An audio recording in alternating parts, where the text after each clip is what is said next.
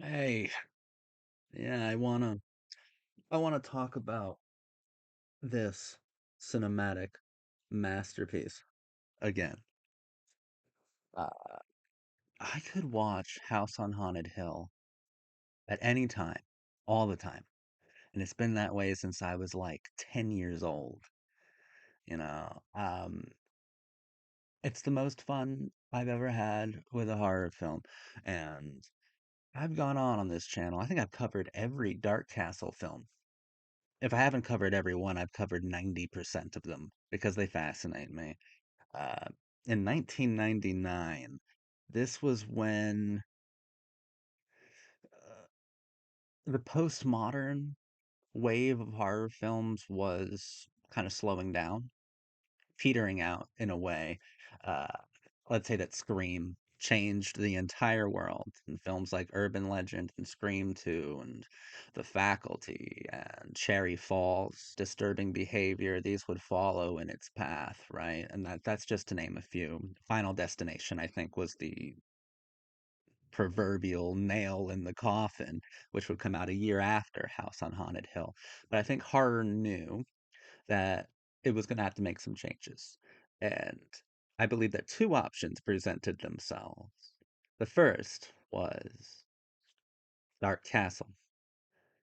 Now, Dark Castle continued in the postmodern languages, meaning that most of their films, or at least the original intent of the company almost, was to remake these William Castle horror films, because that's what House on Haunted Hill and 13 Ghosts did. The larger logos of the company, I think, was to focus on horror films as this hyper artificial thrill ride, roller coaster ride.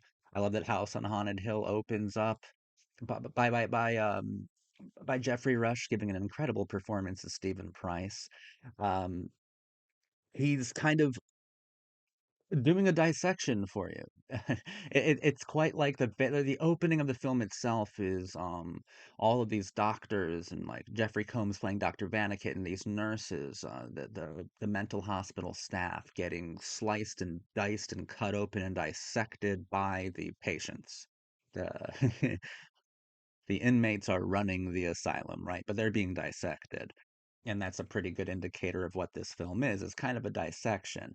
But it gets even more smart. It gets smarter, in my opinion, when Jeffrey Rush makes his character appearance by showing off his roller coaster rides with all these like silly gimmicks that would remind you of a William Castle. And of course, Jeffrey Rush's persona in the film reminds you of Vincent Price, as does his name. The film itself is a remake of I think William Castle's most beloved horror film. I still don't think it's very good, but it's entertaining nonetheless. I mean, we love William Castle for being a showman, right? My favorite gag he ever did. I mean, and House on Haunted Hill, it was like he would have theater staff push out skeletons and cadavers and things out on stage or whatever on the theater stage to scare the audience. 13 Ghosts, you had to wear these special glasses that would allow you to see the ghosts, like extremely primitive form of 3D in a sense.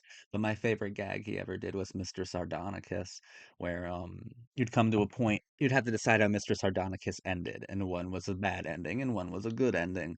And William Castle would come out like on screen, right? He'd make a director's cameo and go, "Hey, it's up to you, audience. I want to hear you.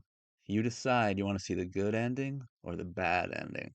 And he only ever filmed the bad ending, but he also knew that audiences are psychotic and definitely want to see people punished on screen.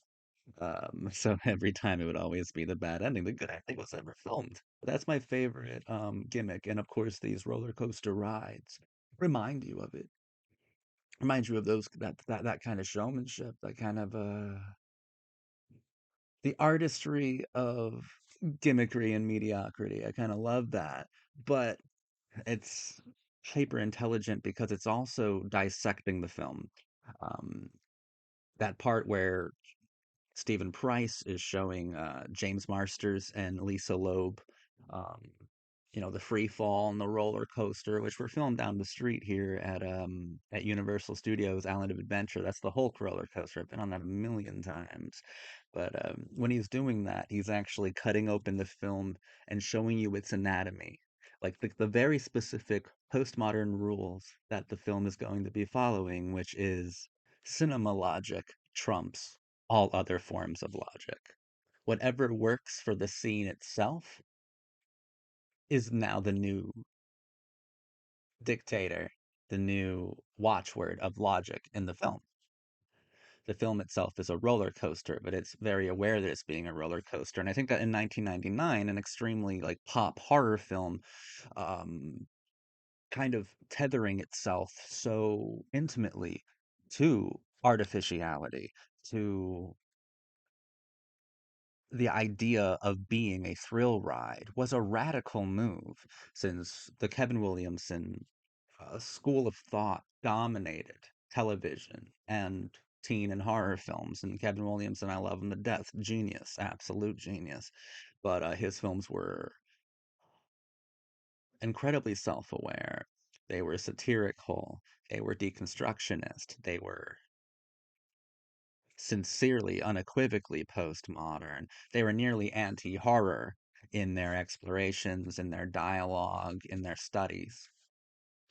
So to have a film like House on Haunted Hill try to return to artificiality in a way that still has integrity, that is that is a radical departure, but it's a continuation of the postmodern elements, the postmodern components and qualities that made Scream and the postmodern era wave of teen slashers so important. It's a continuation of postmodernism. Now, the other option, like I said, we had two options as the Kevin Williamson postmodern teen slasher was kind of petering out, dying for all intents and purposes. Real life scenarios like Columbine and 9/11 truly impacted this, truly helped cut the postmodern teen slasher's throat. Now we don't even want postmodernism because postmodernism begs you to engage with the meta narrative. House on Haunted Hill begs you to engage with the meta narrative because it's like a roller coaster contraption. It needs you to engage with the meta narrative, and know that you're helpless against it because it's a roller coaster and you're here for the ride. The other option, of course, was something that we call on this channel the return, which is the return to exploitation, the return to the basics of horror grammar. I think best represented by the likes of James Wan, Eli Roth, and Rob Zombie. Best represented by things like Cabin Fever, Hostel, Saw, and House of a Thousand Corpses. Even films like Wrong Turn and so many of the remakes that would follow fall under this category of the return. I'm thinking of the 2003 Jessica Biel led Texas Chainsaw Massacre remake, of course, The Hills Have Eyes remake. And I think it's something that can be traced back to probably Audition in 99. So it's like the same year as House on Haunted Hill, but J horror was like a step ahead of us when it comes to the return to exploitation, the return to horror movie grammar basics.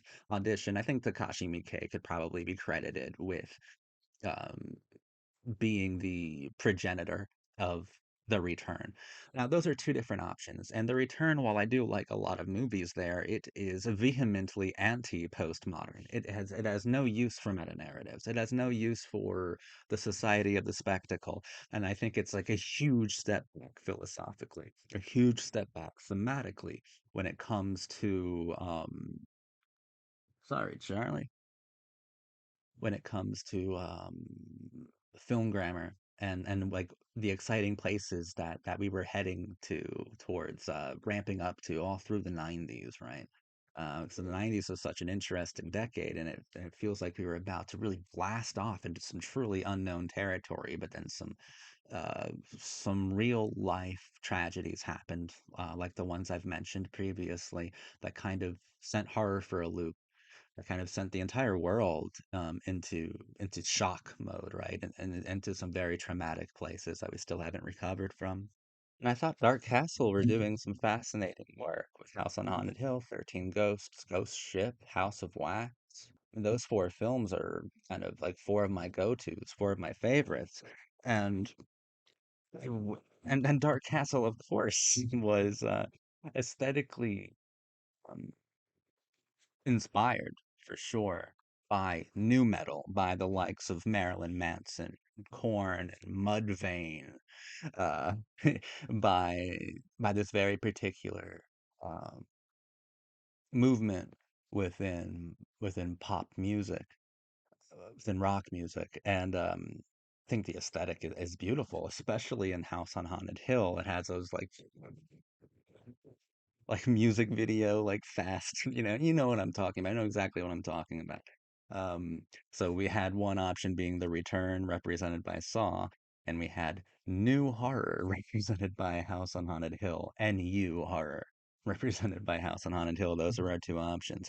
And I really, really wish we stuck with New Horror because I believe it was excavating, dissecting, further exploring the relationship between the audience and the film, between spectator and the spectacle, life imitating art, imitating life, and doing it in ways that completely challenged and in a large way intellectually and definitely cinematically outpaced uh, where Kevin Williamson was. Because House on Haunted Hill is, I think, perfect cinema, right? And Scream being like this anti-horror thing, same with The Faculty, and like, even Dawson's Creek to a certain extent. Everything that Williamson touched and influenced and inspired, everything that transpired after Scream One, they were kind of anti-horror film in quite a few ways, and one of those ways is cinematically. Even Wes Craven would kind of film things deliberately in a way that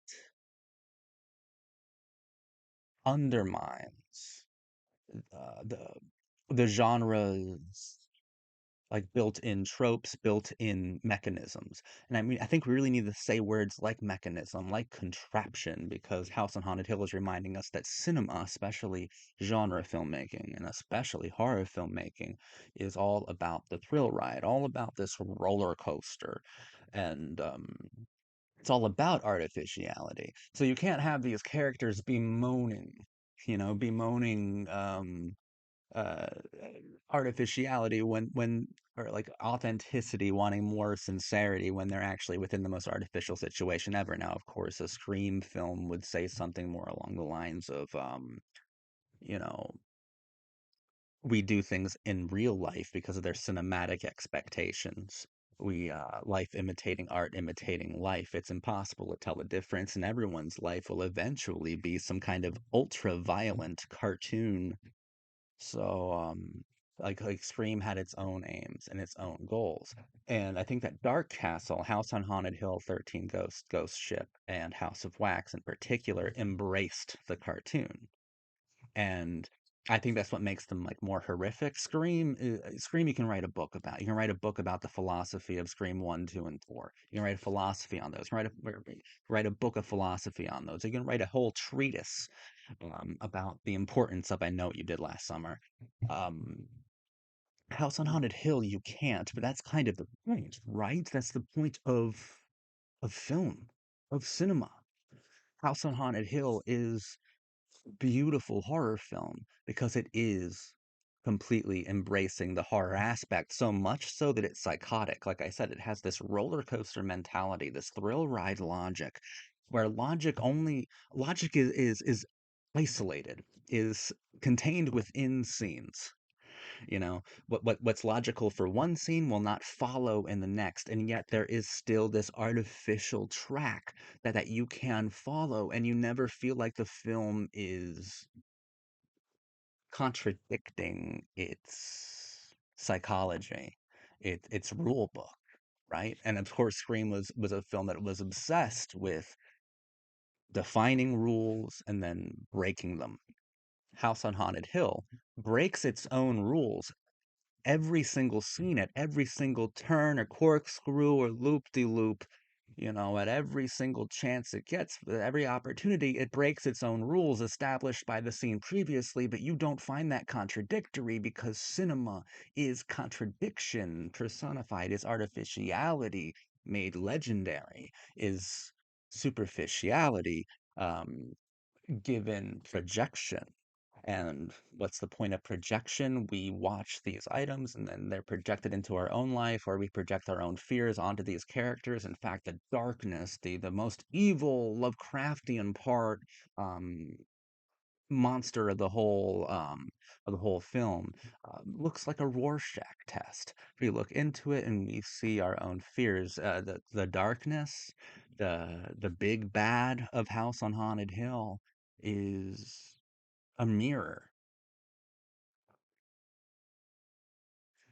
And I think one of the most beautiful deaths I've ever seen is Evelyn Price, played flawlessly, pitch fucking perfectly by Famke Janssen. It's one of the best horror characters I've ever seen. I love her to death. Got a massive crush on Evelyn Price. Now that's a perfect marriage. Don't judge me. But her being kind of absorbed within the ink blot itself, the Rorschach, the darkness, this Lovecraftian entity that they don't have to describe because there's a built-in symbolism to it.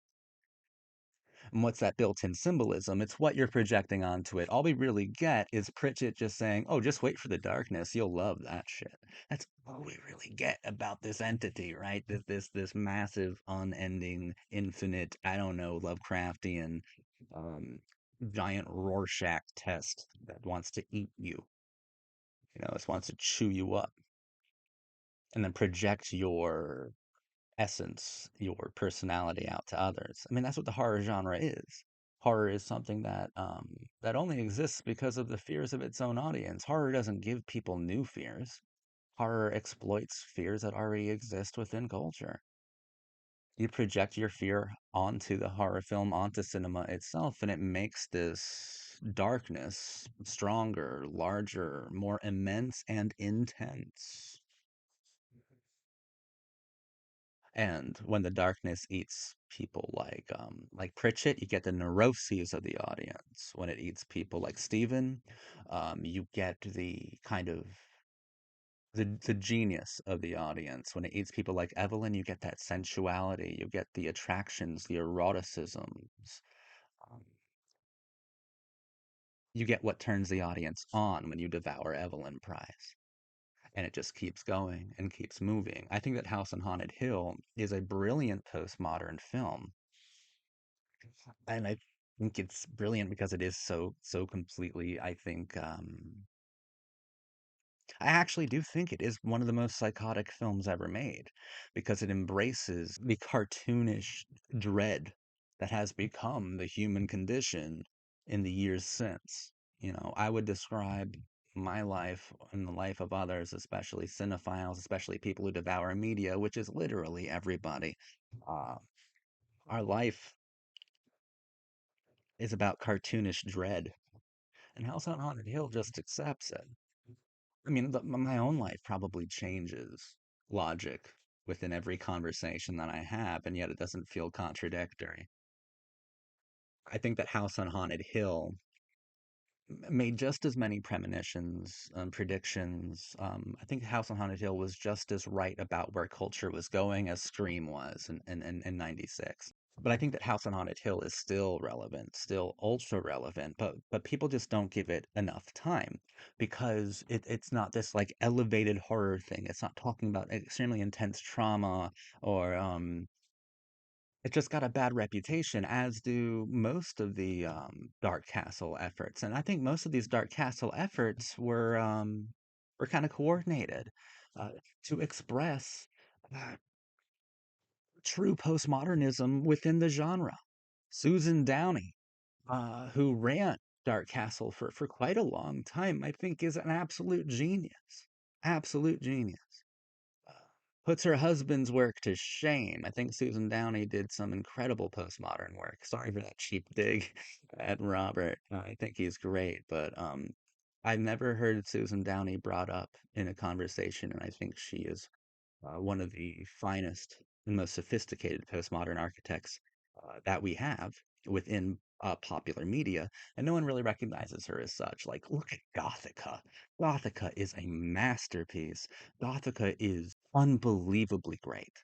And all of these Dark Castle films, or at least the best ones, at least House on Haunted Hill, 13 Ghosts, Ghost Ship, House of Wax, and Gothica, they all follow the same raison d'etre, the same ambition, the same philosophical and thematic goal, which is cinematic explorations of the mechanisms, the elements, the contraptions, the modalities,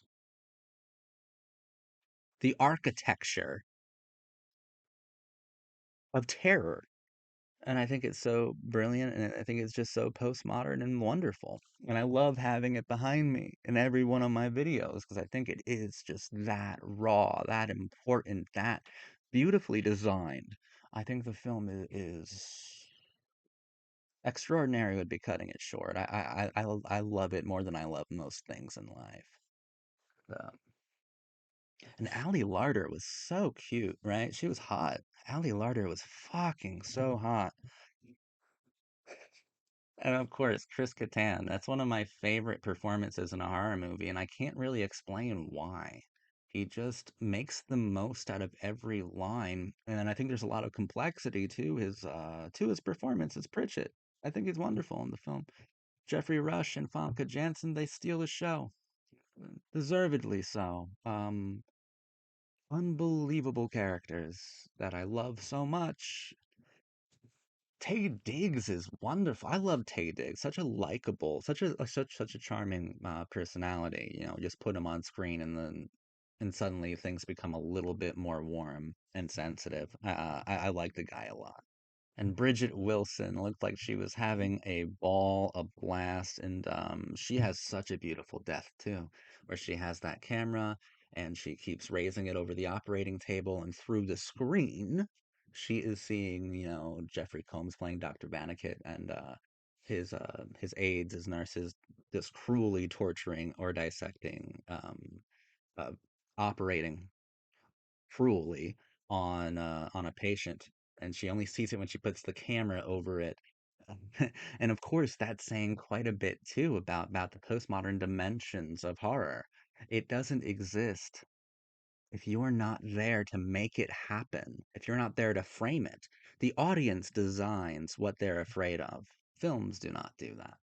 She's there and she raises it up and it exists there. And then she's attacked on the other end by, I believe, the next chapter of popular horror, new horror. She's attacked by this monster that belongs in a corn or mud vein music video. Do a crazy fucking face thing.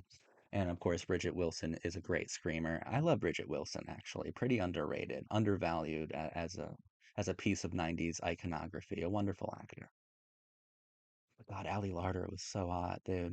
And and she was dedicated and determined, and she was a very good vessel for the audience to actually be afraid and be scared, not only of the house, but of Stephen Price's apparent seeming psychopathy. But yeah, Famke Janssen and Jeffrey Rush, beautiful here. Peter Gallagher, absolutely wonderful to see as Blackburn. The only person who wasn't killed by ghosts, he was stabbed to death by a really hot brunette psychopath. It's great. I'm just saying that I love this film and I watch it all the time. And I don't even know how many times I've watched it in my life. Like saying that I've watched this film maybe 100 times might not be too much of an exaggeration because it's close. I was pretty hyper fixated on this film when I was a kid. Uh, as I've gotten older, I've realized just what drew it to just what drew me to the film in the first place. Um, and it's the thrill ride aesthetic. It's the roller coaster. It's the new metal. It's the design. It's the composition. It's the postmodern momentum, right? Because as the postmodern teen slasher of Kevin Williamson was losing steam, I believe that House on Haunted Hill and House of Wax, for instance, were keeping the postmodern momentum going, but they were taking a far more direct route to the source of the cinematic human dilemma, which is that our lives are comprised of cartoonish dread. And I thought that Dark Castle went to some fascinating places. I love this film. I think I'm done harping on about it for now. I'm sure there'll be another House on Haunted Hill video at some point in the future randomly. Thank you for watching. My name is Zach. I'm your cult boyfriend. And sweet dreams are made of these. That Manson. I've talked about the Manson montage where we get introduced to the characters so many times. That's why I didn't really go into it here, but I feel like it's a sin to not mention the Manson Sweet Dreams cover within the William Castle cover remake movie, while we introduce all of these other characters who are makeovers of past archetypes. It's so large and meaningful. Bye.